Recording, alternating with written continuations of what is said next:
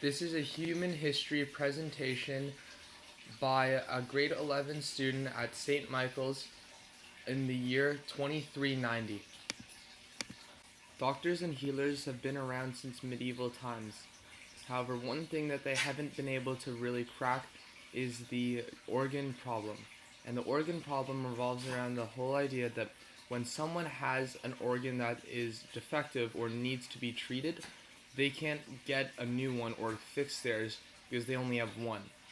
Now, that's not necessarily the case. After Elon Musk in 2020 discovered a way to 3D print biological body parts, which are then used to be inserted into a human, that way they can have a 3D printed organ and they don't have to wait for on the long organ waiting list.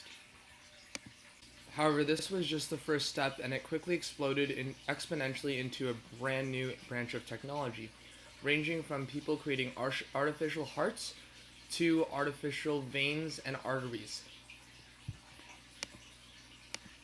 The problem with this, though, was the technology was moving just too fast, and there wasn't enough media attention on this, so people couldn't argue and say their opinions looking at the potential flaws in the technology. This later developed into the creation of synthetic human bodies, which allowed people to elongate their lifespan through the replacement of organs. This allowed the rich people within the next 50 to 100 years of the development of the technology to take advantage and stockpile human bodies that were genetically grown in a lab. That way they could extend their own lifespan.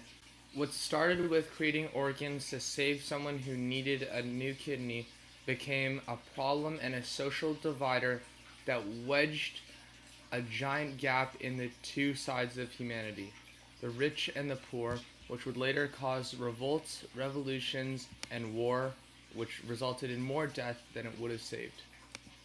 With the rich people's ability to purchase body parts, they were able to custom design children and custom design themselves to best reflect who they wanted to be, which just so happened to be the best at sports, the best looking, the best all that, tallest, everything, which resulted in a great divide between the really, really rich and the average citizen. They were able to achieve this through the movement of the vote. The vote was a defining moment in history. However, it was only ever going to go one way. The rich people of the time ended up flooding the people's at home screen, and they were so locked into their devices that they didn't come out to vote or even bother to check on this new technology and regulate it. So their connection to their own technology would end up being the thing that separated them the most from this very important decision that they weren't a part of.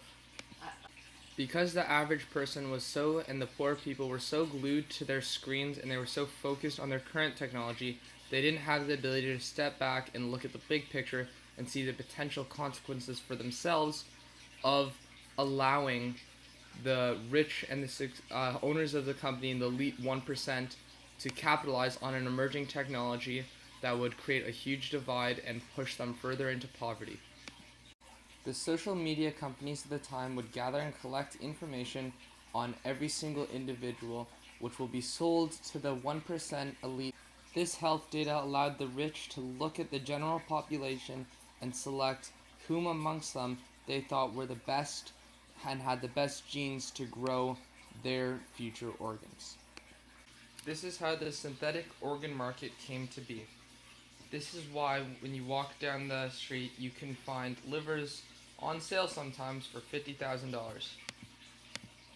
This has been my history project on the history of organ printing and of the development of the rich getting richer and becoming who they are today, and the poor being where they are today.